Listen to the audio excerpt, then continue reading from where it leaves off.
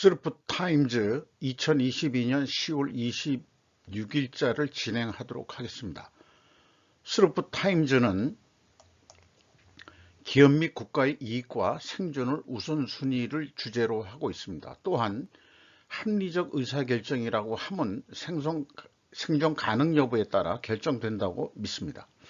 하단에 나와 있는 내용대로 참조해 주시고요. 내용이 좋았다고 생각하시면 구독, 좋아요 부탁드리겠습니다. 그리고 1.5배속을 보시기 바랍니다. 밤에 잠이 안 오는 나이대가 돼서 그런지 유튜브에서 한 4편의 영화를 연속해서 소개하는 그런 유튜버들이 계시는데 그걸 좀 봤어요. 그냥 랜덤해서.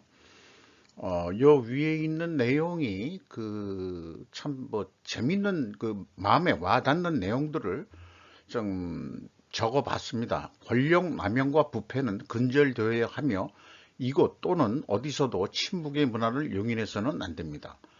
요게 이제 방송, 이곳이라는 것이 이제 방송, 모닝쇼를 하는, 말하자면은 방송국에서를 말하는 것이고요. 또는 어디서도 라는 것은 정치, 경제, 어떤 조직, 기업이나 이런 데서도 마찬가지라고 생각이 됩니다. 요 유명하신 배우시긴 하는데 요즘 좀 영화에 좀 잘 안 보이긴 합니다만은 이게 내 영혼의 약이야. 됐어. 됐네 이 사람아. 이렇게 얘기하는 그런 장면인데 소주를 컵으로 들어 마시네요. 이 신부님입니다. 어떤 장애인 수용시설을 운영하시는 분인데 이런 영화가 있었어요. 술 마시는 신부. EDT 마음과 같네. 제 마음과 같다. EDT라는 게 이제 에디터를 이렇게도 표시하네요. 저도 다음에는 그냥 EDT로 그냥 표현을 해야 될 것 같습니다. 한 편의 영화 속에서 어느 형사가 우리는 정치질도 안 하고 시류에 따르지도 않았어. 우린 적절한 보상을 받을 능력과 권리가 있어. 불법으로 무슨 돈을 챙기려는 또 형사의 형편은 박봉으로 자식이 병원에 있어가지고 병원비를 마련하려고 이런 내용인데 그렇다고 불법한 방법은 안 되지라는 게 이제 제 생각이고요. 또한 우리나라 영화인데 애국심과 도덕심 사이에 갈등하는 형사라고 표현이 나옵니다. 상식이 통하는 시대에 살고 싶은 보통 사람 기자가 보조 주인공으로 나오고요. 형사가 주인공인데 유명 배우들이 나왔죠.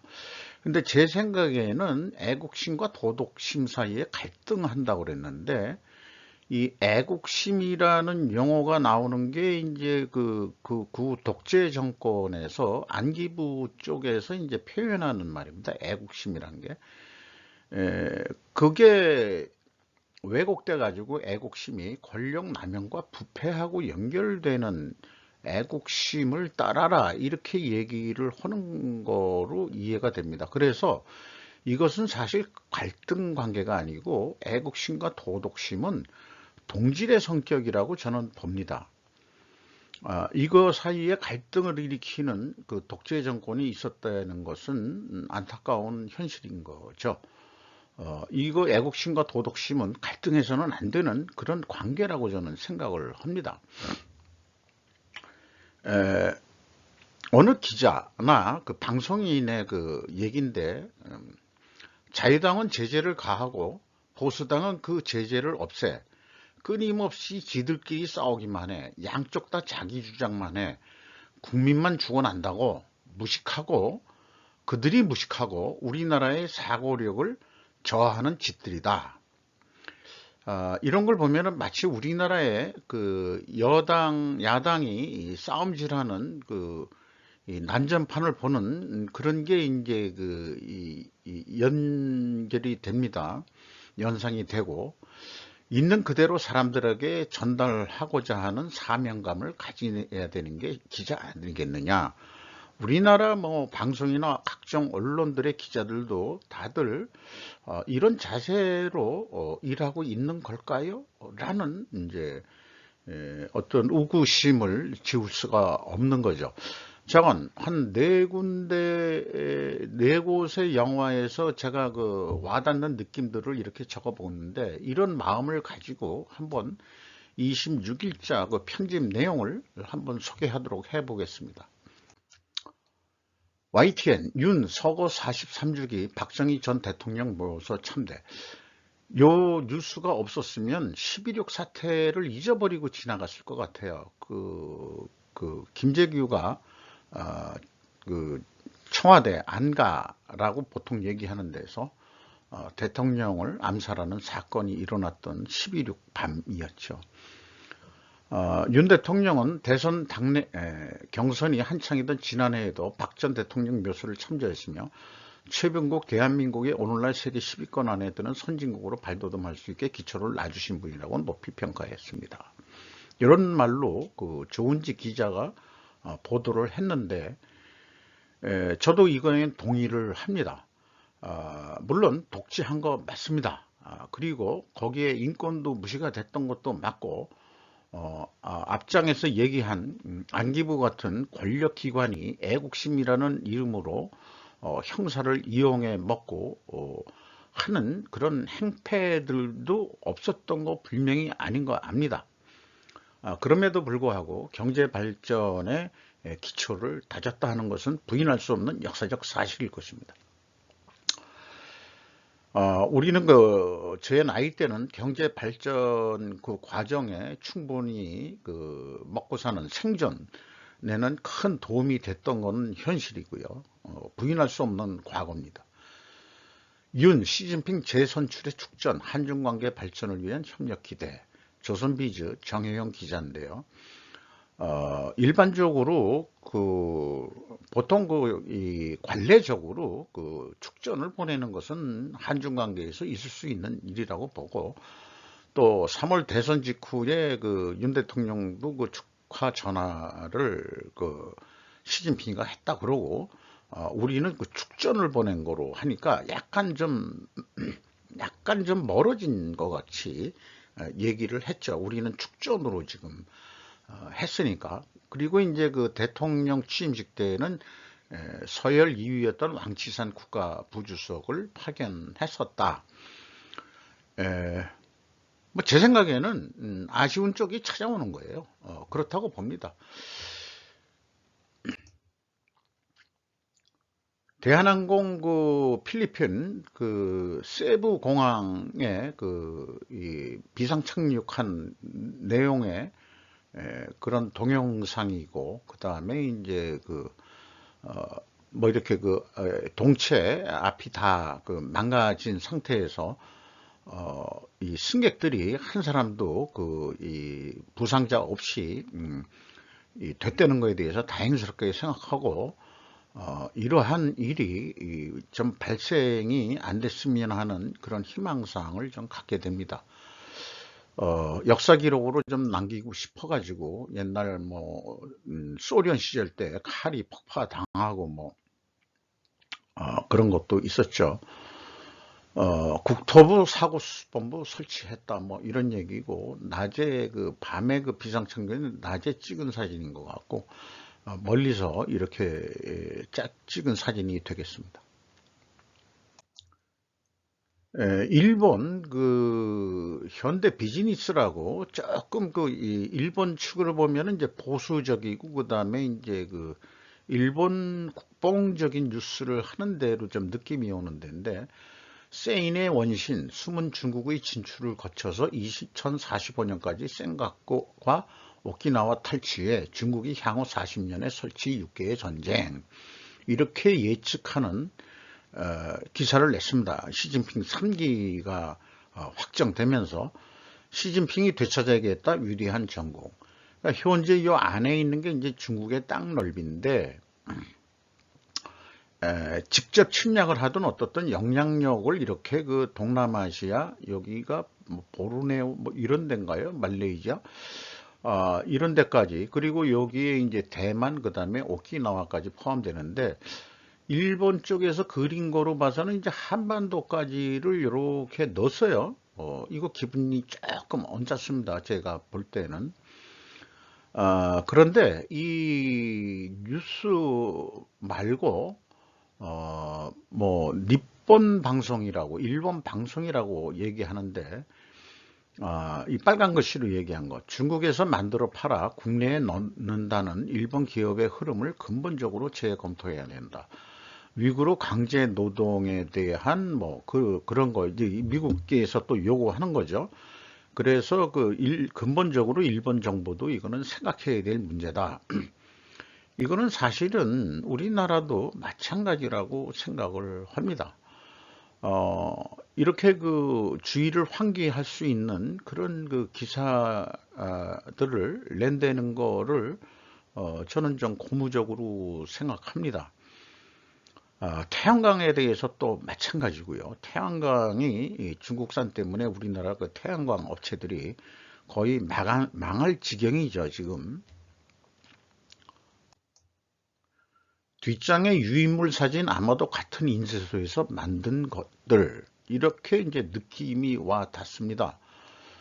민주당의 시정연설 거부는 직무유기다. 중앙논설 제목이기도 합니다만은, 요게 이제 그 국회의사당 들어가는 무슨 계단에서 그 민주당 국회의원들이 유인물을 들고서 이렇게 이제 막 하고 있는데, 제가 요게 빨간 글씨를 표현한 게 안 들 수는 없고, 그냥 해서 보면은 남들은 이제 가슴 높이로 그 다들 들었는데, 요 세 사람이 이거 저건 이 떼거지 몰림에 이 빠지면 왕따 당하니까, 나는 생각이 좀 틀린데라는 생각하는 사람들일 수도 있을 것 같아요. 그러니까 이제 배에다가 조금 들고 있는 것 같습니다.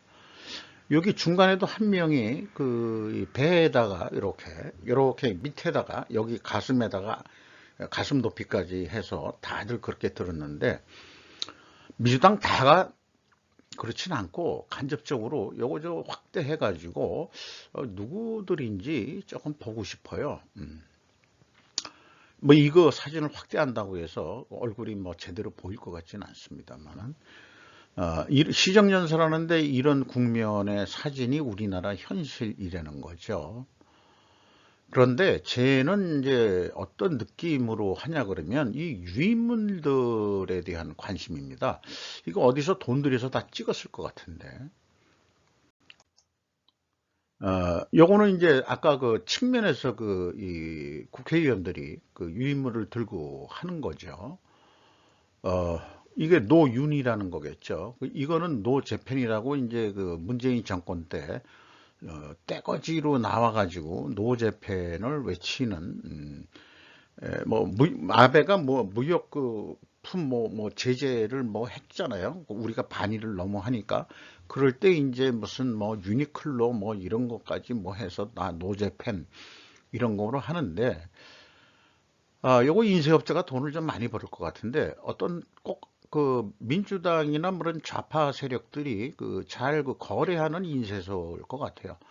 그 인쇄소를 제가 좀 알 수 있으면 추적했으면 좋겠는데, 어떤 인쇄소인지 천편일률적으로 그 시체도 다 유사하고, 또 빨간 색깔 집어넣는 것까지 해가지고, 요건 노 재팬할 때 한 거고, 그 중에는 약자의 시각을 가장하면서 스스로의 생활비 때문에 활동하는 사람들이 있다.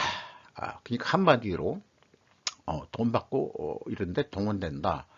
물론 태극기 부대도 그런 게 있습니다. 당연히 노인네들 생각 없이 일당 준다니까 나가가지고 무조건 태극기 흔들고, 그런 거 우리 알고 있어요. 다 똑같은 겁니다. 똑같은 년놈들이라고 얘기하면은 어떨지 모르겠습니다만은, 요거는 이제 제1동포 3세의 느낌이고, 현대 비즈니스, 아까 이 일본의 좀 보수적인, 그런데 기고하는, 제1동포 3세의 말이기도 합니다. 이것을 어디서 또 다 검색해서 제가 가져왔는데, 저는 인쇄물에 초점을 가지고 있는 거죠. 글씨체라든지 이런 거 보면은 어디 한 군데서 다 하는 거고, 인쇄 비용의 최종 지원은 어디서 오는 것일까? 돈으로 동원된 인력이 있을 것으로 추정된다. 추정이라고 얘기가 듭니다만은, 실제 돈을 받았든 아니면은 뭐 직장인이라면은 뭐 월차를 냈든 뭐 했든 돈은 어디서 나오든 지가 먹고 살만 하니까 나온 거 아니고 아니겠어요? 어, 옛날부터 우리나라에서 많이 하는 얘기가 있잖아요. 까마귀 나는 곳에 백로야 가지 말라. 옛날 어른들이 그렇게 많이 하는데 이게 떼거지로 이렇게들 몰려가지고 마스크 쓴다고 해가지고 요즘은 뭐 거리두기도 안 하고 뭐 그래서 그런지 모르지만은 근데 윤석열 퇴진을 요구하는 윤석열 대통령이 뭘 불법을 한 거죠? 난 그걸 잘 모르겠어요. 현재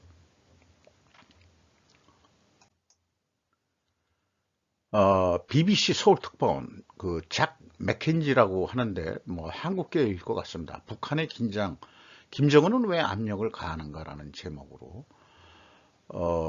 세 가지 이유를 들었습니다. 미사를 발사하는데 바로 무기 기술을 시험하고 개선하기 위해서, 또 두 번째로는 세계에 정치적 메시지를 보내기 위해서, 세 번째, 그리고 국내에서는 자국민들에게 깊은 인상을 심어주고 정권에 대한 충성심을 높이기 위해서이다. 라고 원인 진단을 했습니다. 이유가 왜 미사일을 계속 쏴대느냐 하는 원인을 세 가지로 한 거죠. 그런데 우리나라 기자라면 이런 표현을 못 쓸 거예요. 애초에 북한이 핵무기를 개발을 시작한 이유는 침략을 막기 위해서였다라고 진단을 하고 있습니다. 우리나라 언론들은 적화 통일이라는 그런 쪽으로 좀 몰아가고 있죠. 근데 북한은 사실은 대화 상대가 남한 니들이 아니고 우리는 미국을 직접 상대해 해가지고 남한을 솔직히 무시하는 태도로 일관을 했죠. 문재인이가 아무리 뭐 친화적으로 야 좀 대화 좀 해보자 뭐 어쩌고저쩌고 했어도 결론적으로는 남한 정권을 개무시하는 그런 자세로 일관했던 거로 알고 있습니다. 만약 이런 거로 해보면서 남한 쪽에서 한미일 합동훈련이나 뭐 대응훈련을 한다고 그런다면은 어, 한국은 미국이 참가할 예정인 또 다른 전쟁 게임의 한복판에 있다라고 이제 표현을 하고 있습니다. 이런 것들이 김정은이 기다리던 구실을 제공해 줄지도 모른다는 우려의 기사를 냈습니다. 만약 남북 전쟁이 재발한다면, 지금 우리나라는 휴전 상태니까요. 전쟁이 재발한다면 실질적 3차 대전이 발발할 것이라고 저는 봅니다. 따라서 한반도 내에서는 절대 전쟁이 일어나지 않도록 우리는 전 국민이 대처해야 되지 않겠냐, 그렇게 생각을 합니다. 한미 외교차관 도쿄서 회담, 북핵실험 시 단호한 대응, 뉴시스 10월 25일자 뉴스인데요. 서면은 왜 도쿄에서 먼저 일본 외무성 1차관을 만나고 오후에 한국 외교부 1차관을 따로따로 만났을까? 이건 제 질문이거든요. 왜냐하면 우리나라 언론은 도쿄에서 외교 차관하고 셔먼 외교 차관하고 회담했다는 것만 보도하지, 오전에 우리를 만나기 전에 오전에 일본 외무성하고 먼저 만나서 얘기했다는 건 보도를 안 해요. 이런 게 이제 아까 얘기하는 기자의 정신 뭐 이런 거에 아니다 이렇게 보는 거죠. 근데 이제 뭐 또 추적해 보면은 미국에서 한미일 외교차관 회의를 했었는데 그때 공동 성명을 못 내고 참가를 안 해서 셔먼 차관이 뭐 발표를 한 적이 있는데, 뭔가 한일 간의 이해관계가 그때 안 맞았던 그런 게 있었던 모양입니다. 그러니까 답답하니까 외교차관이 도쿄로 와가지고 외무성 차관을 만나고 먼저 그 우선순위가 일본에 갔다는 얘기는 그 일본 그 차관부터 만나고 그 다음에 우리나라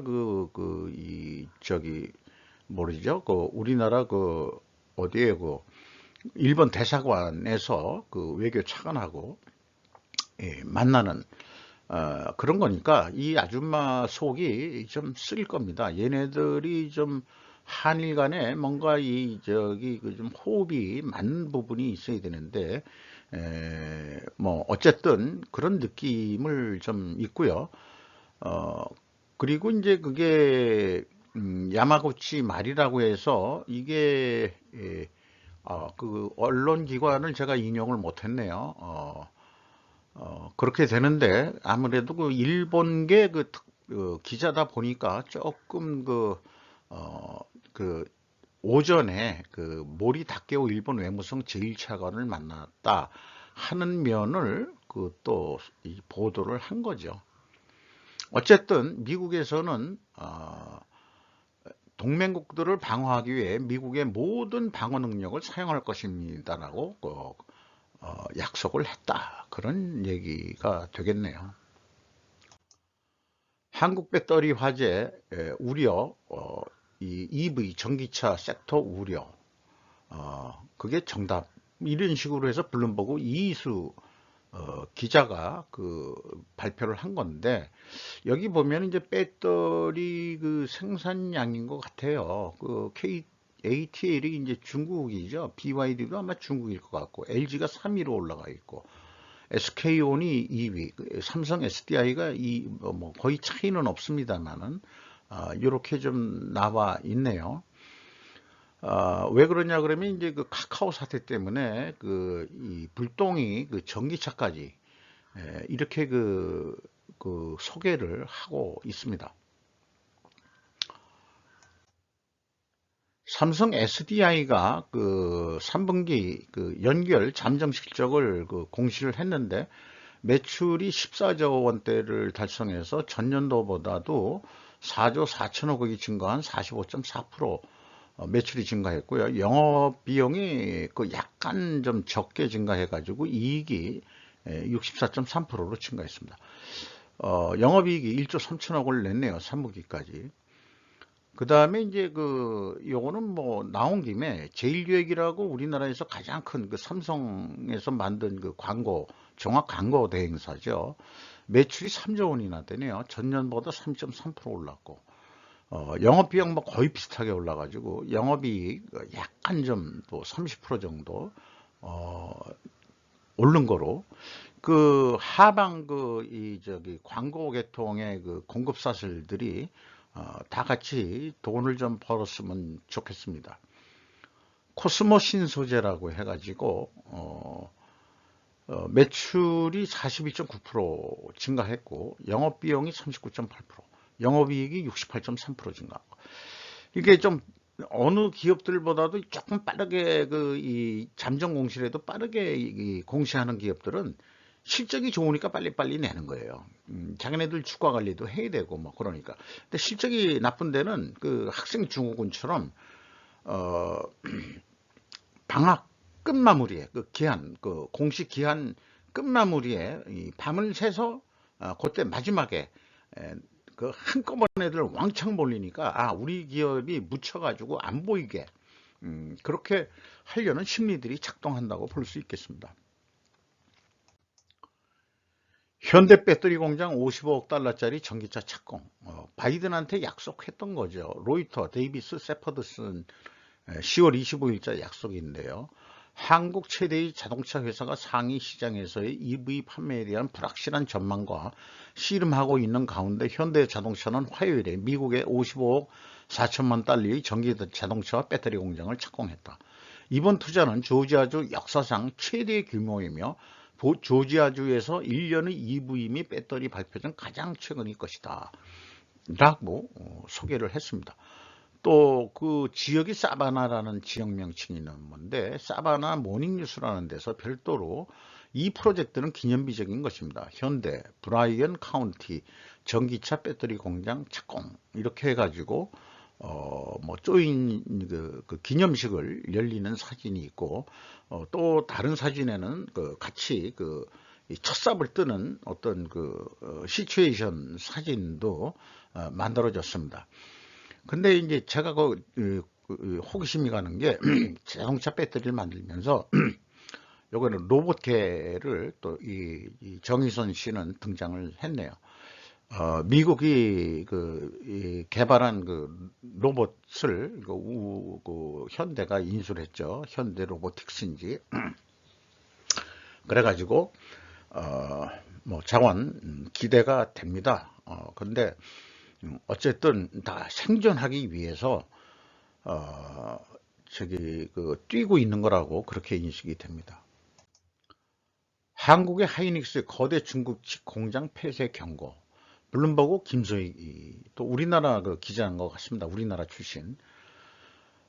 그래서 매각이 중국에 있는 공장의 폐쇄나 매각이 불가피할 수 있다고 경고했다.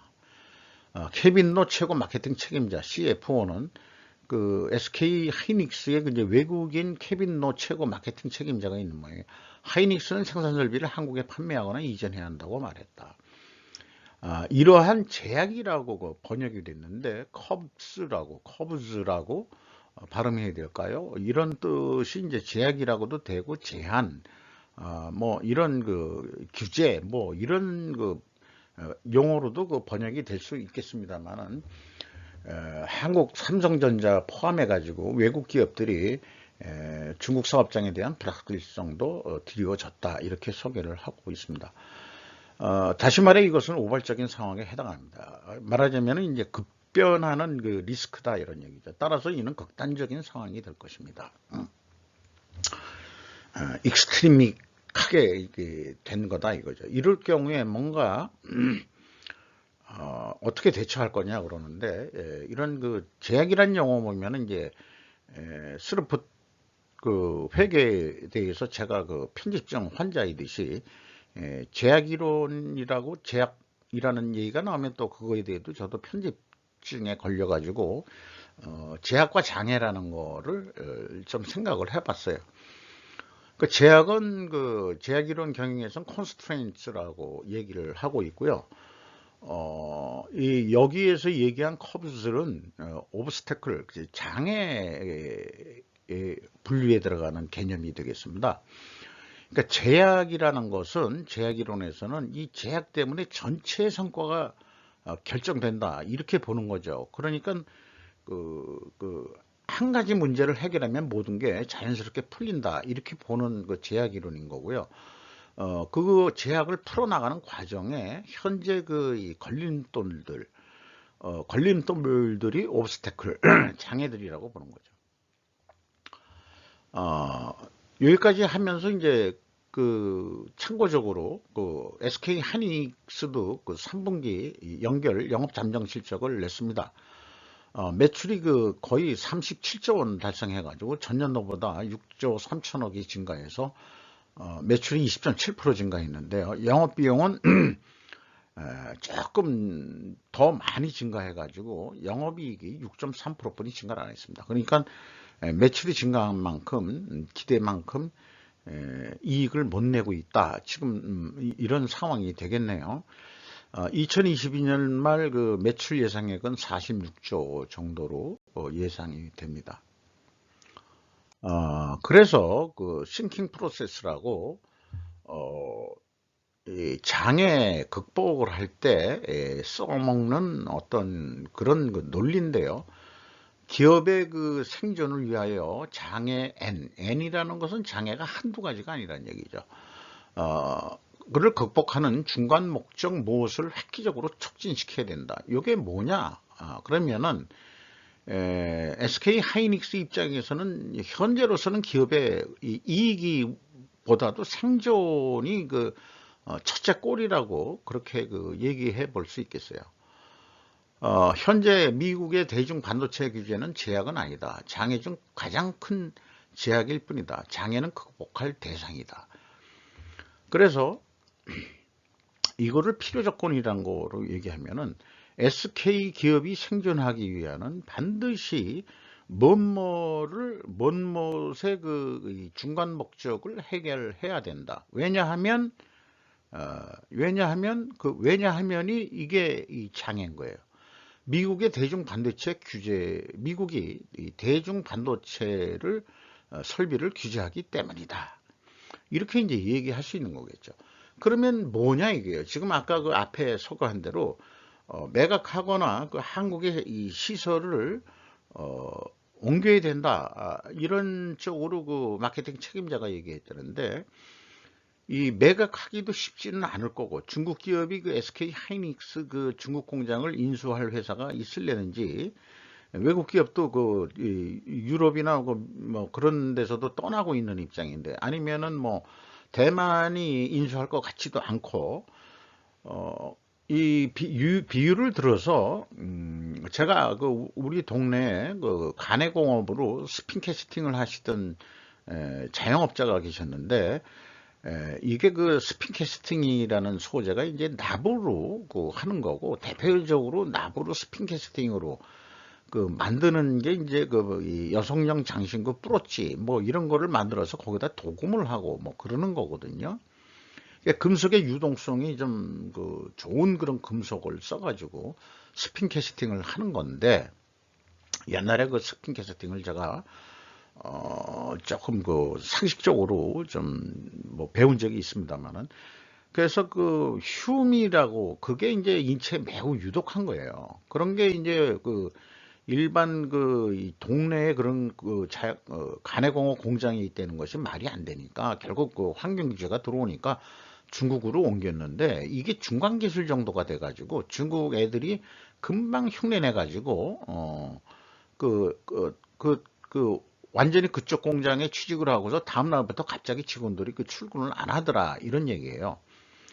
증언에 의하면은 그래가지고 할 수 없이 그 시설을 다시 한국에 가지고 나오려니까 무슨 규제가 많고 뭐 어쩌고저쩌고 해서 그 시설을 다시 국내에 보내질 못했다. 중국으로 가서 공장을 차릴 때는 시설이 들어갔죠. 근데 그 시설을 다시 가지고 올래니까 뭐 규제가 많아가지고 결국 포기하고 뭐 그거 다 해결하고 하려고 그러면 돈이 너무나 들어가가지고 포기하고 몸만 날라왔다 이게요. 그래 놓고 그 공해시설을 제대로 그 중국 가서 안 하고 나니까 암으로 돌아가신 그런 뭐 개인적인 이 동네 분의 어떤 이 아픈 추억이 생각나기도 하네요. 뭔가 그 제가 생각하는 거는 디커플링을 하긴 해야 된다. 중국하고. 그렇게 생각이 들어갑니다.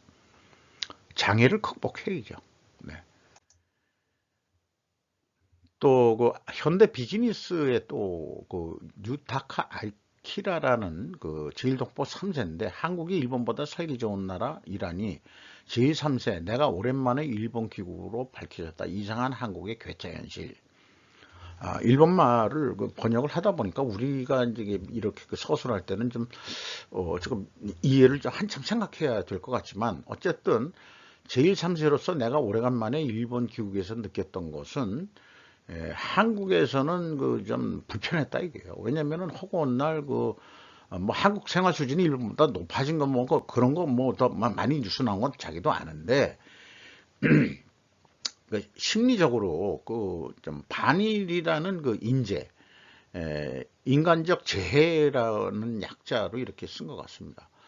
한국에서도 정부도 그 반일을 국가 선동의 수단으로 쓰고 또한 그것을 이용한 시민단체라는 인재까지 존재한다. 그들이 국익을 그리고 한국 국민의 일반 생활을 위태롭게 하고 사실을 전혀 모르지 않을지 암담한 기분이 된 것이다. 조금 뭐 번역이 온누를 합니다만은 파파고예요. 파파고. 한국에서 매일 노출된 그런 노골적인 생각에서 해방된 기분이다 이렇게 얘기했습니다. 그래서 뭐 최근 뭐 이 기사니까 그 친구한테 이런 얘기를 해주고 싶어요. 윤 정권으로 교체되면서 분위기가 조금씩 좀 변하고 있는 거 아니냐. 조금 좀 봐봐라. 그런 식으로 좀 얘기를 하고 있을 거고. 자기가 일본에 살고 있을 때 조청년이나 조선학교에서 시위에 강제 참여한 적도 있고 대모의 호세의 모선을 느끼고 있었는데 한국에 가면은 허구한 날, 일본은 그렇게 그래도 그 데모가 크게 많이 안 일어나고 뭐 조용하게들 해도 그때도 기분이 안 좋았는데 한국에 가면은 그냥 요즘 알다시피 허구한 날 그냥 그냥 뭐 데모질들을 하고 자빠지고 그러고 있으니까 그러니까 자기 눈에도 더 속상하다. 제일동포 3세로서 참 모국에 대한 이 마음이 정이 안 가는 모양이에요. 그래서 아까 쓴 내용이 이 국회의원들이 하는 그것을 거기다 빗대은 건데 약자의 시각을 가장하면서 스스로의 생활비 때문에 활동을 하는 사람들이 있다라고 제3자의 시각에서 보는 거기 때문에 분명히 돈들 쳐먹고 윤석열 탄핵 퇴진 그 다음에 노재팬 이런 거에 다 이 동원돼서 나온 거다. 그래서 절망하는 것이다. 이렇게 이제 기사를 내네요. 쪽팔리는 얘기 같습니다. 자, 제15차 한중아시아 협력포럼 계기 한중아시아 외교장관 양자회담 결과 2022년 10월 25일자 외교부에서 직접 말하자면 게재한 내용이 되겠습니다. 부산에서 열렸다고 그러는데 벌써 우리나라가 중앙아시아하고 15차 회담을 가졌다는 거 그건 몰랐는데요. 그래도 쭉 교류를 하고 있었네요. 근데 이제 카자흐스탄 내용만 제가 가져왔는데 틀레우 베르디 이거 어디 사람인지 모르지만 동양적으로 좀 생기긴 생겼죠. 카자흐스탄 외교 장관과 면담에서 세계적인 자원 부국이며 석유 나옵니다. 또 다른 것도 나오고 한국의 중앙아시아 지역 최대 교역국이고 투자 대상국인 카자흐스탄과의 지속적인 경제 협력을 확대를 희망하고 에너지, 원전, 건설 등 대규모 인프라 사업에 한국 기업들의 참여가 확대될 수 있도록 관심과 협조를 부탁을 했다. 외교를 하면서 뭔가 기브 앤 테이크가 있을 거예요. 우리나라가 그쪽 석유를 가져오려면 하도 거리가 멀어서 어떨지 모르지만은 기브 앤 테이크를 주면서 카자흐스탄도 돈도 벌고 우리나라도 돈도 버는 그런 어떤 무역을 하기를 바라고요. 중앙아시아 중에서는 카자흐스탄 면적이 제일 넓으니까. 근데 이제 제 개인적인 생각이 저도 고대 역사에 대해서 관심이 있었는데 고대사 공동 역사 연구로 유대 강화가 병행되어야 한다라고 저는 믿습니다. 그래서 이 카자흐스탄하고 그 다음에 또 다른 스탄 국가들 하고도 이 사회 인문학적으로도 역사적으로도 고대사 공동 연구로 해서 한국이 국뽕이라는 그런 생각을 좀 지우고 뭔가 서로 통할 수 있는 그런 게 있다 이거죠. 왜냐면은 카자흐스탄의 수도 이름이 옛날에 이제 아스타나로 다시 바뀌었다 그러더라고요. 아스타나라는 게 아사달입니다. 아사달. 그러니까 이제 발음들이 자꾸 오랜 세월 가면은 이게 지역마다 자꾸 바뀌는 거니까. 그러니까 뭔가 공통점이 있다. 이 스탄 국가들은 또 스탄이라는 말이 우리말로 훈민적 어면은 표기가 어떻게 되겠냐면 시옷 디귿 땅이라고 돼 있어요. 시옷 땅, 스땅. 이거를 그냥 발음하면 그쪽에서는 스탄이라고 발음하고 우리는 짧게 얘기해서 땅이 돼버린 거죠. 이런 거 보면은 같은 언어를 썼던 종족들이다. 고대에 이런 걸 느끼게 됩니다. 카자흐스탄 외무장관 등치가 좋네요. 박신 외교 장관도 등치가 괜찮은 사람인데 장관 외교를 하려면 등치가 좀 좋아야 될 것 같아요. 요거는 우즈베키스탄 외무장관하고 회담하는 내용의 사진이고 웃고 있고 서로들 웃고 있는데 투르크메니스탄 찍은 사진은 또 좀 심각한 표정들로 앉아 있네요.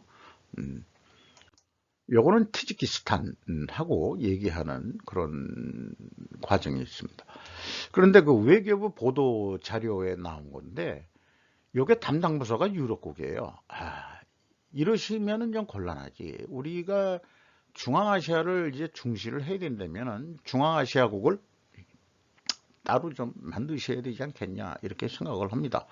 이상 조금 길었습니다만은 할 얘기가 많아가지고 오래 걸렸는데 여기까지 오신 분이 되면 1.5 배속을 보셨기를 희망하고 또 부탁드리는 거지만 내용이 좋았다고 생각하면 구독, 좋아요 꼭 부탁드리겠습니다. 감사합니다.